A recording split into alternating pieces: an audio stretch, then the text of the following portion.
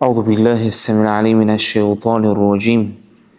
بسم الله الذي لا يدور مع اسمه في الأرض ولا في السماء وهو السميع العليم. أما يجيب المضطر إذا دعاه ويكشف السوء جعلكم خلفاء الأرض أإله مع الله قليلا ما تذكرون. رب اشرح لي صدري ويسر لي أمري واحلل عقدة من لساني يفقه قولي. الحمد لله وصلى الله وسلم وبارك على رسول الله. Falënderimet, lavdërimet, lartësimet I takojnë vetëm atij Allahut fuqiplot, krijuesit të çdo gjëje, sunduesit të zemrave dhe shpirtërave tonë. Atë Allahun fuqiplot e falenderojmë për çdo begati dhe mirësi të cilat ai Allahu na begatoi, na rrethoi, begatit dhe mirësit siç janë shëndeti, pasuria, familja dhe begatia dhe mirësia më e madhe ajo është udhëzimi. Dërgojmë selamu dhe salavatën mbi pejgamberin salawatu rabbi wa salamuhu alej, mbi familjen e tij të ndershëm dhe mbi të gjitha ato të cilët e pasojnë ndjekin rrugën e tij deri në ditën e llogarisë.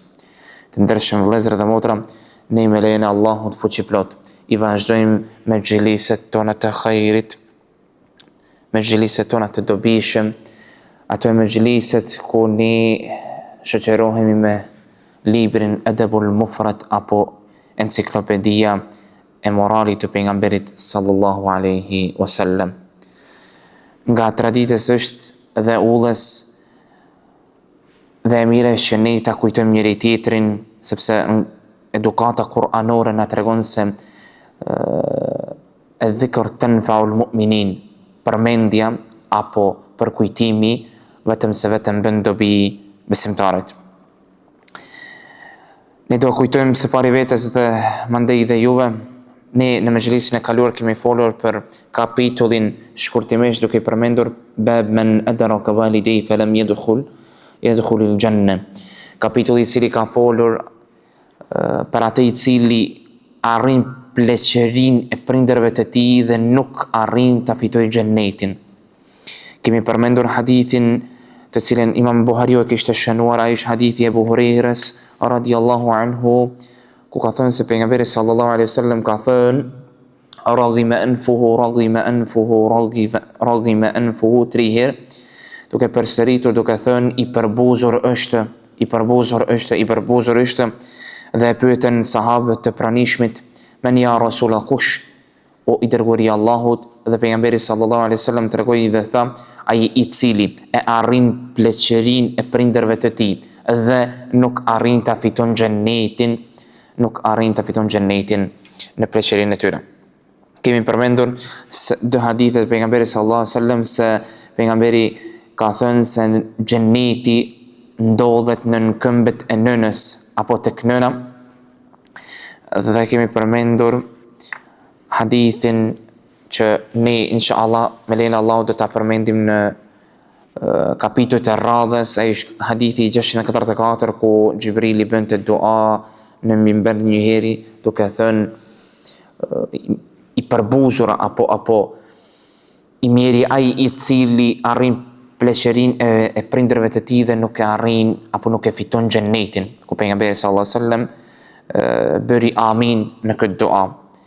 Kemi përmendur kapitullin e radhës, kapitullin tjetër ai është bab men barra walidayhi zada Allahu fi umrihi, kapitulli I cili tregon dhe thotë se Allahu ja shton jetën, ymrin atij I cili I respekton nderon prindërit e tij. Kemi thënë se Imam Buhariu kishte shënuar një hadith daif, por me qëllim të mirë që neve të na nxit, që ne të respektojmë, nderojmë, dëgjojmë prindërit tan.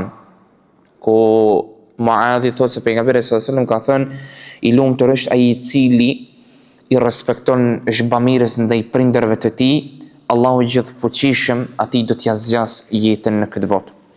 Dhe kapitulli I 3 I radhës të cilin ne kemi folur në mëxhlisin e kaluar ishte kapitulli ku nuk duhet kërkuar falje për prindërit të cilët bëjnë shok Allahut fuqiplot. Imam Buhariu I kishte shënuar 3 ajete, ku kemi thënë se duke mos I cituar të gjithë, duke thënë se në ato 2 ajetet e para, Imam Buhariu shënon 2 ajetet e para nga sura Isra, ajeti 23 dhe ajeti 24, ku në këto ajete thuhet se Zoti ka urdhëruar, Allahu fuqiplot ka urdhëruar që ne ti mos t'i bëjmë kërkuj shok dhe mos t'i ndëgjojmë ato prindërit që ne t'i bëjmë atij Allahut fuqiplot shok. Dhe pastaj e shënon ajetin e tretë, ajetin ku Allahu ja shpalli pejgamberit sallallahu alaihi wasallam kur ishte ai në varr tek nëna e tij, duke i thënë se nuk i takon as pejgamberëve dhe as besimtarëve që të kërkojnë falje për ato të cilët i bën Allahut shok.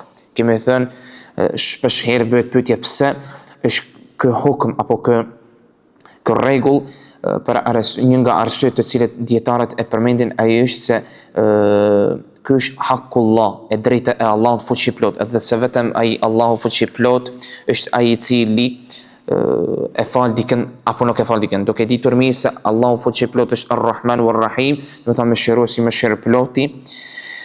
Dhe ne atë Allahun fuqiplot e lutim që të na bëjnë nga ato me të cilët Allahu fuqiplot na ka vendosur në mbredhjen e mëshirës së tij. Ne vazhdojmë me kapitullin e 13, kapitullin e rrallës, ai është kapitulli bab birril walid al mushrik. Butësia apo sjellja e mirë ndaj prindit i cili është jo musliman, ndaj prindit i cili i bën Allahut fuqiplot shok. Subhanallah. Imam Buhariu i shënon 3 hadithe apo 3 transmetime në këtë kapitull, ku hadithi i parë është paksa i gjatë por domethënës hadithi 24 ku transmetohet nga Sa'd ibn Abi Waqqas ku thot: "Nazalat fiyya 4 ayatin min kitabillahi ta'ala."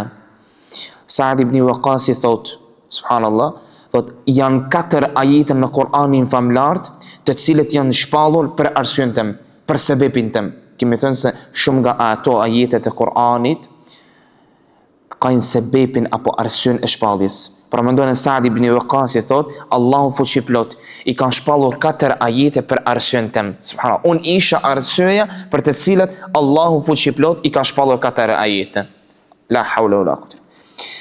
Thot, كانت آيتي بار كانت أمي حلفت أن لا تأكل ولا تشرب حتى أفارق محمد صلى الله عليه وسلم، فأنزل الله عز وجل آية: وإن جاهدك على أن تشرك بي ما ليس لك به علم فلا تطيعهما وصاحبهما في الدنيا معروفا. آيتي بارش thot, kur nëna ime u betua, u besatua dhe bëri fjalë bes se unë nuk do të ha, unë nuk do të pi kur gjë. Derisa çka, kemi përmendur këtë ajet, derisa çka ta lësh fen e Muhamedit sallallahu alaihi wasallam, derisa çka ti të largohesh nga feja e tij, derisa të fillosh ti të flasësh keq për Muhamedit sallallahu alaihi wasallam. Transmetuesit apo komentuesit e këtij hadith apo këtij ajeti thonë se nëna e Sa'd ibn Waqqasit e kishte të folurin e saj ndaj pejgamberit dhe fesë Allahut, Islamin, jo të mirëfillt, jo të dashur, jo të pranueshëm. Dhe paramendone Sa'd ibn Waqqas u sill mirë me të. Paramendone ku ajo i thoshte që ta lë çka? Fenë Muhamedit dhe të flas keq për Muhamedit sallallahu alaihi wasallam. Dhe Allahu fuqiplot e shpall ajetin dhe thot: nëse ata të këshillojnë apo nëse ata të orvaten që ti çka? Që ti bësh Allahut shok, që të më shoqërosh mua, kuj Allahut fuqiplot, në adhurim, në diçka dhe çka ndodh, për të cilën ti nuk ke dieni. Ma lejse leke bihi ilm. Çka ndodh? Mos i ndëgjo, mos u nënshtroh fjalëve të tyre, mos i ndjek prindërit e ty kur ato çka të urdhërojnë, të këshillojnë që ti atyre t'i bësh shirk, që ti atyre t'i bësh shok. Subhanallah. Por sillu mirë, wa sahibuhuma fi dunya ma'rufa, wa sillu mirë but me to. Allahu akbar. Pra mendone ku shpesh herë ne ndëgjojmë, shpesh herë ne shikojmë, shpesh herë ne jemi dëshmitar ku edhe në qoftë se prindi nuk është në fe, nuk është në udhëzim, apo prindi nuk është në islam, nuk e ka pranuar islamin, çka ndodh? Fëmiu nuk e respekton, nuk e nderon, nuk e ndëgjon prindërin e tij. Por jo. Pejgamberi sallallahu alaihi wasallam na tregoi dhe na edukoi, na mësoi që ne ti ndëgjojmë prindërit tan, ti ndjekim, ti respektojmë. Prindi të thotë ty ma jep një gotë ujë, me bën diçka, me blej diçka, shko këtu dhe aty, ndëgjoje, je i obliguar. Por, çdo gjë kemi thënë se ka kufin e vet, dhe kufirin dhe ndëgjueshmërisë ndaj prindërve e ka të vetën. Në qoftë se ata të thonë, lejnë ndonjë obligim të Allahut, nuk je i obliguar që ti të ndëgjosh ato. Në qoftë se ato të thonë, bëj Allahut shok, nuk je i obliguar që ti të ndëgjosh. Por, ti largohesh nga kjo. Dhe Saad ibn Waqas i thot se ajeti i dytë ishte, arsye e dytë pse Allahu fuqiplot e shpalli një tjetër, ai ishte ajeti i dytë ku thot: Inni kuntu akhadhtu sayfan a'jabani faqultu ya Rasul Allah hab li hadha fanazalat. Saad ibn Waqas i thot: e mora një shpatë të cilën unë e doja shumë, të cilën mu pëlqente shumë. Dhe i tha, ja Rasul Allah, o pejgamberi Allah, o i dërguari Allahut, ma jep mua këtë shpatë, se mu më pëlqen. E kam dash, e kam për zemër. Pejgamberi sallallahu alaihi wasallam tregon dhe thotë, dhe në atë moment shpallet ajeti ku Allahu shpallë ajetin e parë të surës Al-Anfal ku thot yes'alunaka 'anil anfal. Vetëm një pjesë e ajetit e shënon Imam Buhariu ku thohet se të pyesin ty o Muhammed për plaçkën e luftës, për arsye se ishte një luftë dhe Saad ibn Waqas e mori atë shpatë nga lufta dhe Allahu fuqiplot e shpall ajetin e dytë. Dhe pastaj vazhdon dhe thot Saad ibn Waqas والثالث إني مرضت فآتاني رسول الله صلى الله عليه وسلم فقلت يا رسول الله إني أريد أن أقسم مالي فأوصي بالنصف فقال لا فقلت الثالث فسكت فكان الثلث بعد جائزا. Saad ibn Waqas thot se ajeti i tretë ishte kur unë isha i semur dhe pejgamberi sallallahu alaihi wasallam erdhi tek unë dhe unë ndiva momentin e fundit dhe i thash e pyeta pejgamberin sallallahu alaihi wasallam, ja Rasulullah, dua ta lë trashëgim pasurinë time, dua ta lë pasurinë time, a mundem ta ndaj në dy pjesë bin nisf? I thot pejgamberi sallallahu alaihi wasallam, jo, po a mund ta ndaj në 3 pjesë? Dhe pejgamberi sallallahu alaihi wasallam fasakata, dhe pejgamberi sallallahu alaihi wasallam nuk kur fal përgjigjen në një fal momenti, duke ditur mirë se Allahu fuqiplot. Ka disa raste ku Allahu kur ja jep të shpalli Muhamedit sallallahu alaihi wasallam, pejgamberi ishte në vende të ndryshëm, apo pejgamberi sallallahu alaihi wasallam nuk fliste, apo u ngrinte pejgamberi sallallahu alaihi wasallam, dhe në këtë rast çka?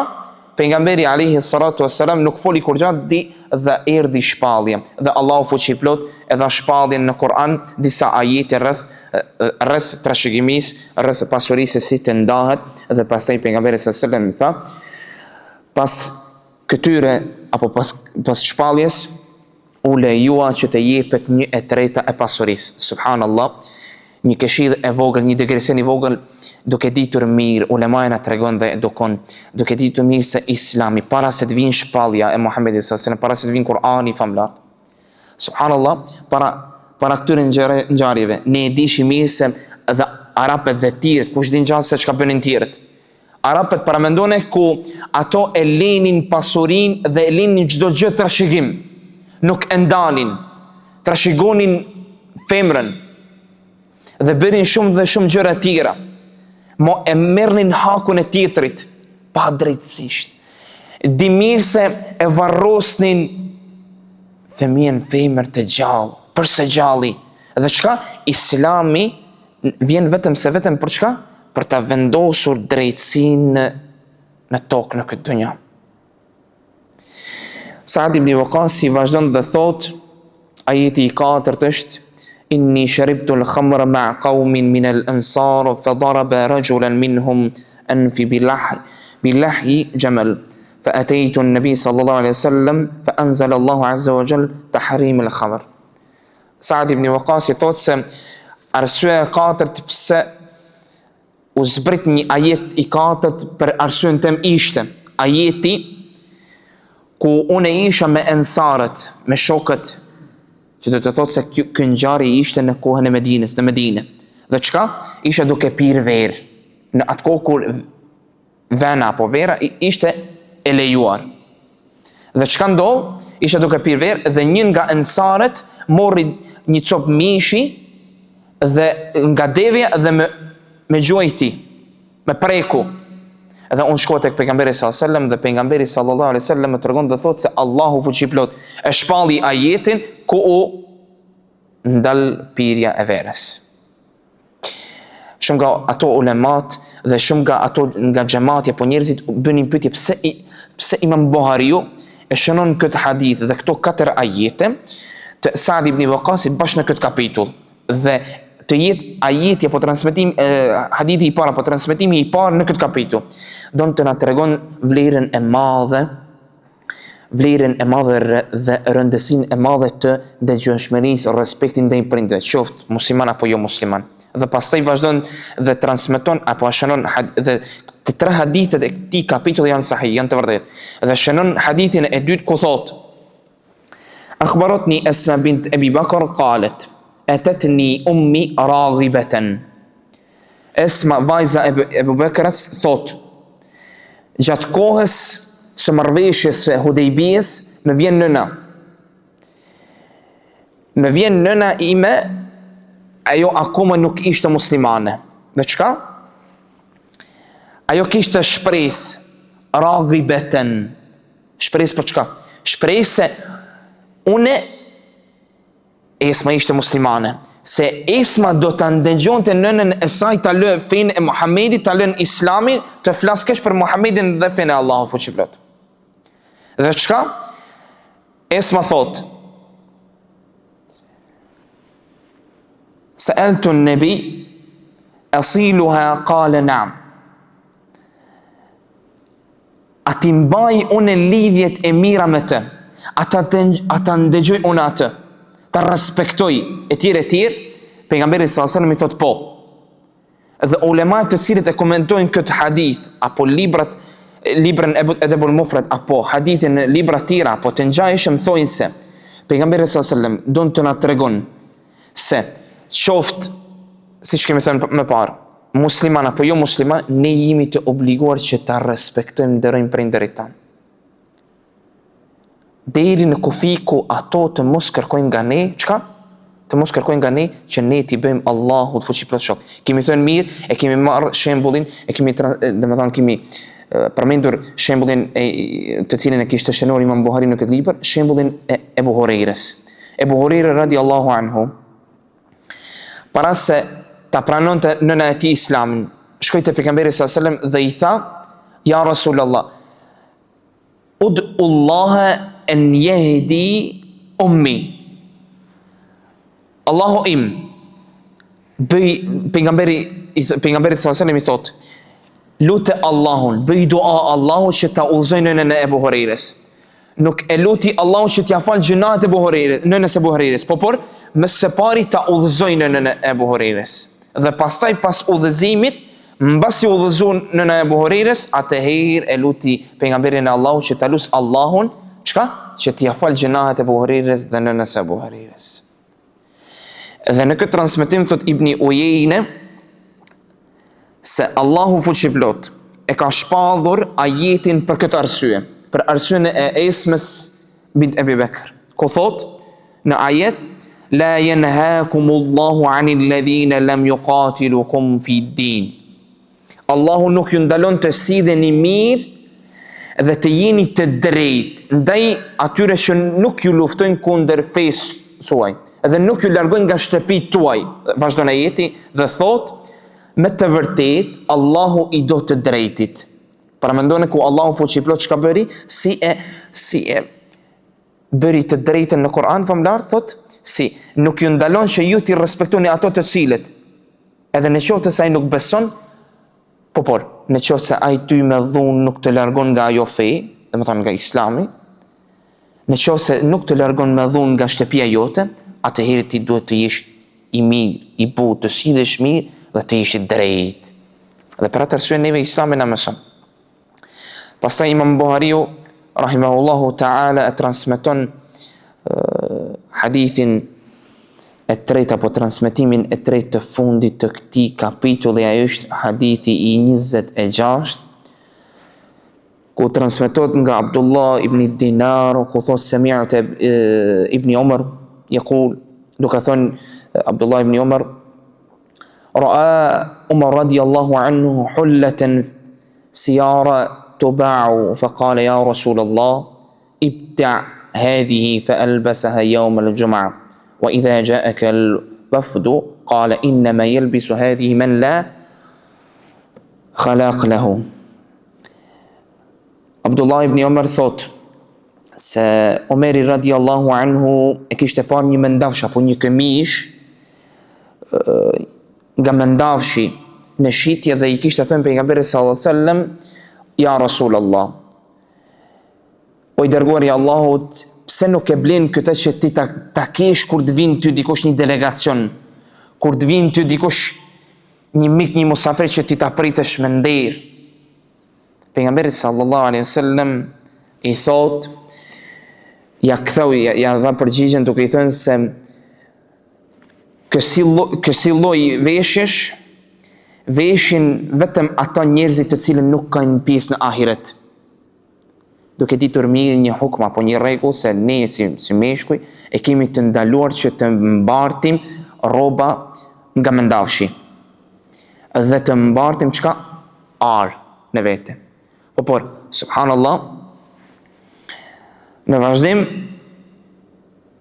pejgamberi sallallahu alaihi wasallam thuhet se i erdhi dhurat një rob nga mendafshi, një këmish, dhe çka? Ai e morri atë dhe ja dha Omerit radiallahu anhu. Dhe Omeri shkon tek pejgamberi sallallahu alaihi wasallam dhe i thot, ja Rasulallah, pse ma dhe mu duke ditur mirë se çka më thëmë më parë, më ke thënë se është ndaluar për mu, ma ndalove që ta barti këtë rob nga mendafshi. Dhe pejgamberi sallallahu alaihi wasallam i thot, nuk ta dhash që ti me mvesh, ta dhash që çka? Që ti ta shitësh apo me shkep, me hudh, me tret. Por çka bëri Omeri radiallahu anhu, nga mirësivja, nga butësia e tij, ishte i edukuar nga pejgamberi sallallahu alaihi wasallam. Çka bëri? Ja dërgoi vëllaut të tij në Mekë, Zeidit, i cili nuk e kishte pranuar akoma Islamin.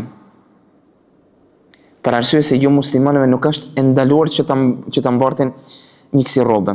Dhe subhanallah, komentuesit e këtij hadithi thonë, apo një nga dobit e këtij hadithi është që qoftë ai musliman apo jo musliman, duke potencuar se ne jemi të obliguar që të sidhemi mirë but me çdo kënd, duke treguar se Islami na tregon butësinë, na edukon butësinë, mirësinë dhe drejtësinë.